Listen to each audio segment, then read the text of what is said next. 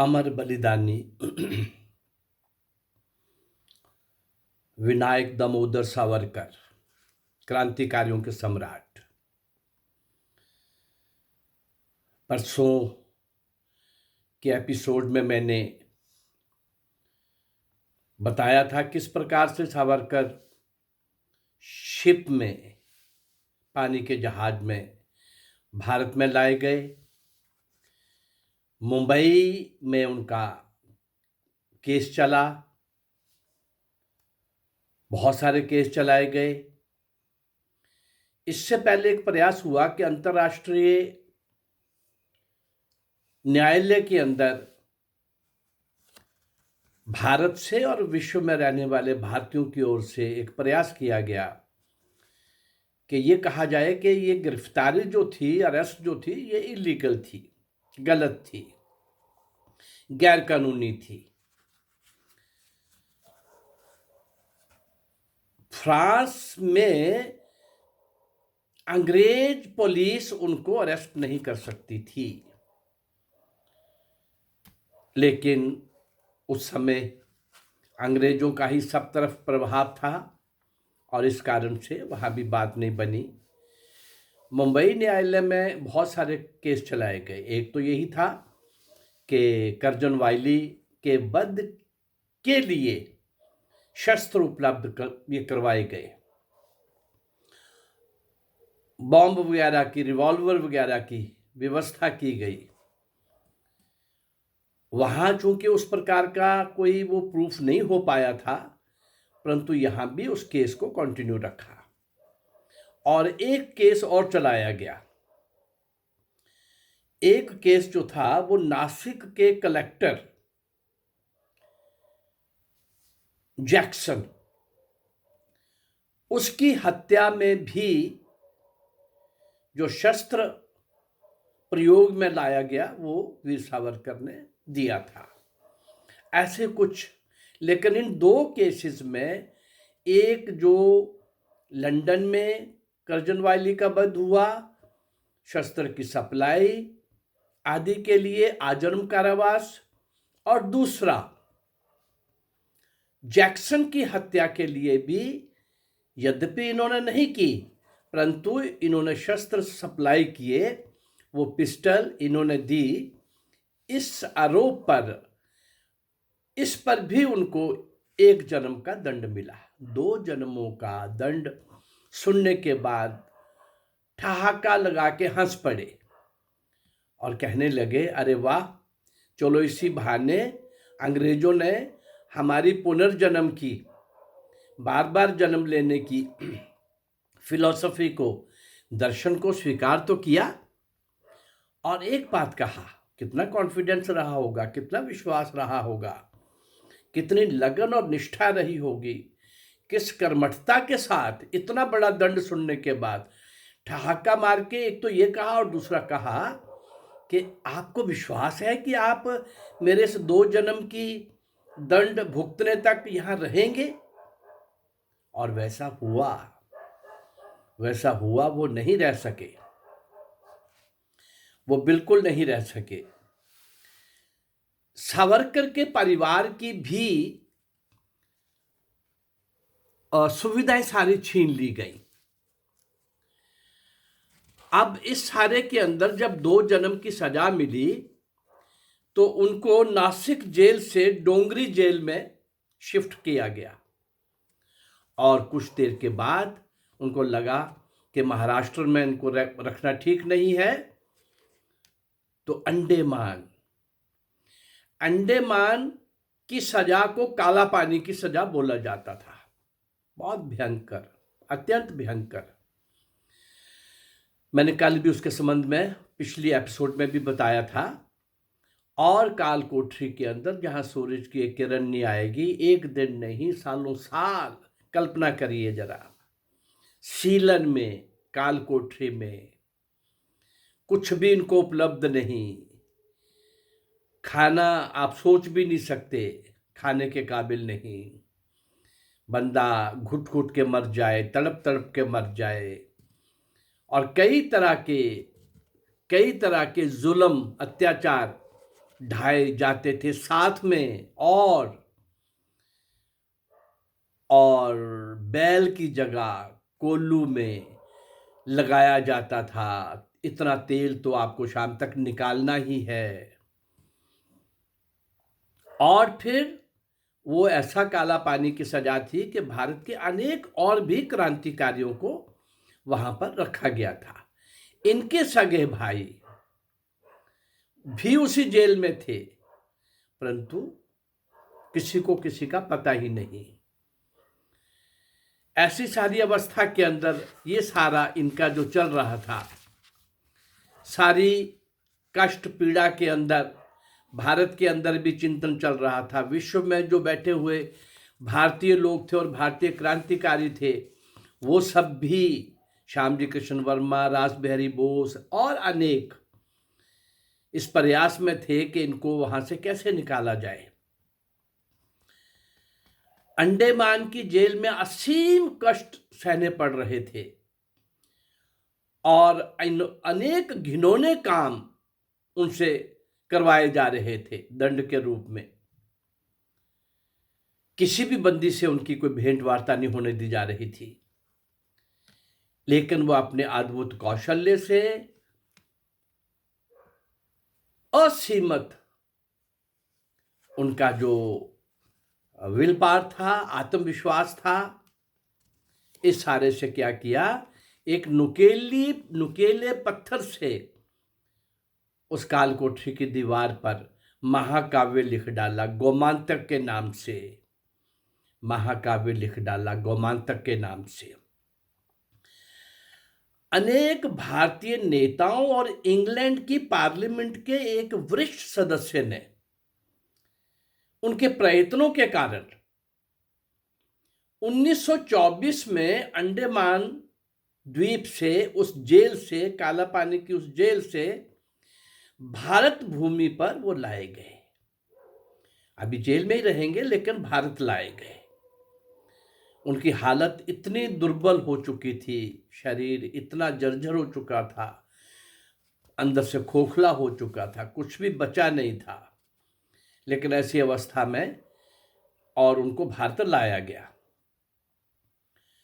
कांग्रेस द्वारा गठित महाराष्ट्र की सरकार, प्रांतीय सरकार ने, उनके मंत्रिमंडल ने एक फैसला किया। 1937 में उनको जेल से मुक्त कर दिया गया, क्योंकि प्रांतीय सरकार में कांग्रेस आ गई थी। उनको लगा कि ये अब बच तो सकते नहीं, जेल में मरेंगे तो बदनामी होगी। कांग्रेसियों को तो सावरकर से कुछ लेना नहीं था, क्योंकि उन जैसी तपस्या, मेहनत, कष्ट, देशभक्ति का जो जुनून था, ऐसा उस प्रकार का उन लोगों में तो था नहीं। लेकिन ये सोच करके कि कहीं कांग्रेस सरकार के ऊपर ये बात ना आ जाए, उन्होंने उनको मुक्त कर दिया, वो घर चले गए।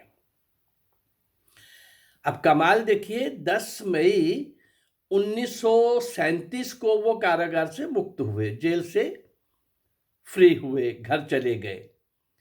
यही 10 मई की डेट थी जब 1857 का स्वतंत्रता संग्राम आरंभ हुआ था,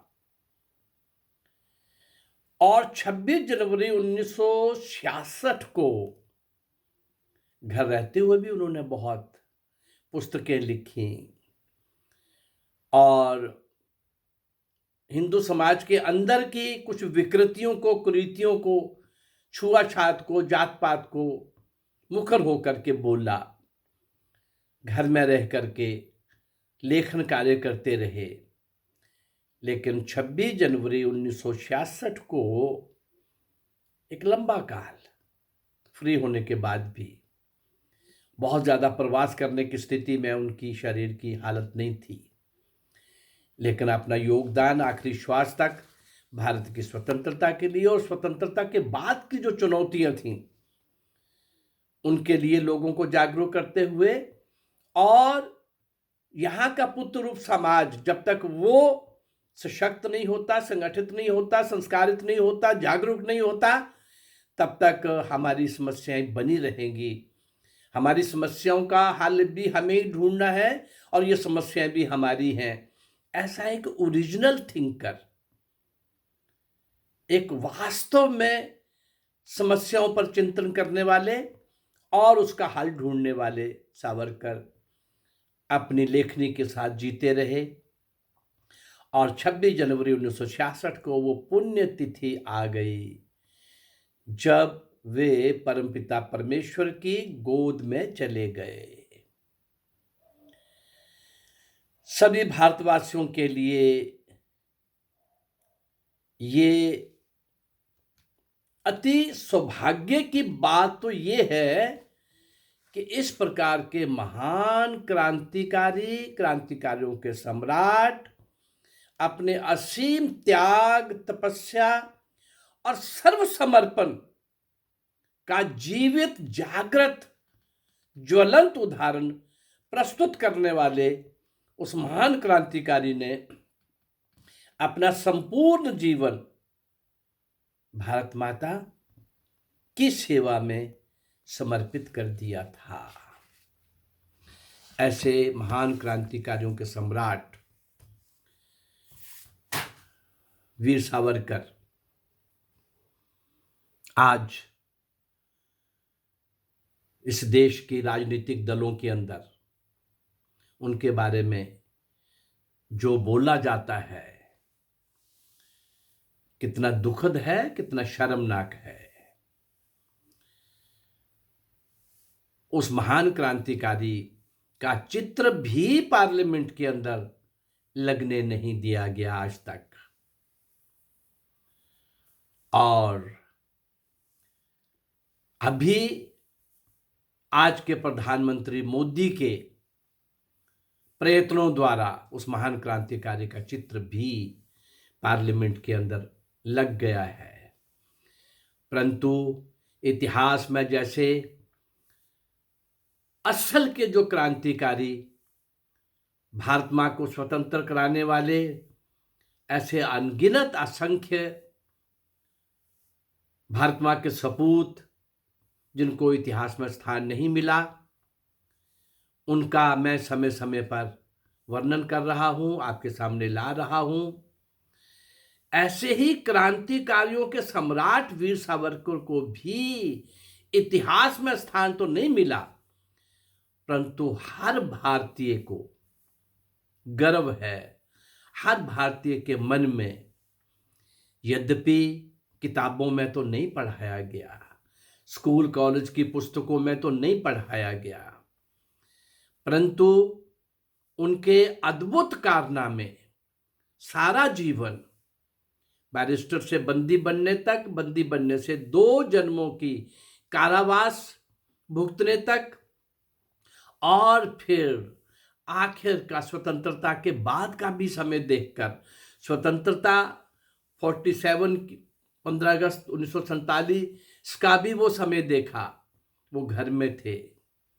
समाज अनभिज्ञ था कि ये क्रांतिकारियों का सम्राट अपने घर में अपने दुर्बल, जर्जर, हर प्रकार से कमजोर पड़ चुके शरीर को लेकर, लेकिन उसमें भी निरंतर समाज को जागृत करने के लिए, आपको याद होगा 1857 की क्रांति पर जो इन्होंने पुस्तक लिखी थी, इन्होंने कहा था ये गदर नहीं, ये स्वतंत्रता संग्राम का पहला प्रयास था, और ये स्वतंत्रता संग्राम था, बड़े पैमाने पर था। ऐसा कहने वाले, उस स्वतंत्रता संग्राम को गौरवान्वित करने वाले, प्रचार करने वाले, और उसमें सारे जितने क्रांतिकारी लोग लगे हुए थे, उन सबको फिर से देश के सामने लाने वाले, इंग्लैंड में रहकर और भारत से गए हुए नौजवानों को क्रांति के लिए शिक्षित करने वाले, सारे विश्व के अंदर प्रवास करके उस समय भारत की स्वतंत्रता के लिए बहुत सारे लोगों को तैयार करने वाले, ऐसे महान क्रांतिकारी, पुरुषार्थी, कर्मयोगी, संत और हर प्रकार से और इतने कष्ट सहने वाले और लंबी जेल यात्रा का दंड भुगतने वाले ऐसे महान क्रांतिकारी 26 जनवरी 1966 को हम सबके बीच में से चले गए और हमेशा की नींद सो गए। लेकिन कौन कितना जिया प्रश्न ये नहीं है, ये तो खैर ठीक समय जी गए, परंतु कोई फर्क नहीं पड़ता कौन कितना जिया। हर क्रांतिकारी के दिमाग में यही होता था, कौन कितना जिया ये महत्वपूर्ण नहीं है, महत्वपूर्ण ये है कि कौन कैसे जिया। मुझे लगता है कि मैं ऐसे सब महान क्रांतिकारियों को, कम से कम 400 के आसपास क्रांतिकारियों को, उन 400 में से शायद 380-85 को आप नहीं जानते, कोई भी नहीं जानता। पर मैंने ये संकल्प लिया है कि मैं उन सब लोगों को इस तरह से श्रद्धांजलि देना चाहूँगा और भारत की आज की पीढ़ी को स्वतंत्रता संग्राम के लिए समर्पित हुए उन सब क्रांतिकारी भारत माँ के सपूतों को आपके समक्ष लाने का प्रयास करूँगा। अगर ये मेरा प्रयास आपको अच्छा लग रहा है तो आप इस चैनल को लाइक करिए, सब्सक्राइब करिए और शेयर करिए। जय भारत, नमस्कार।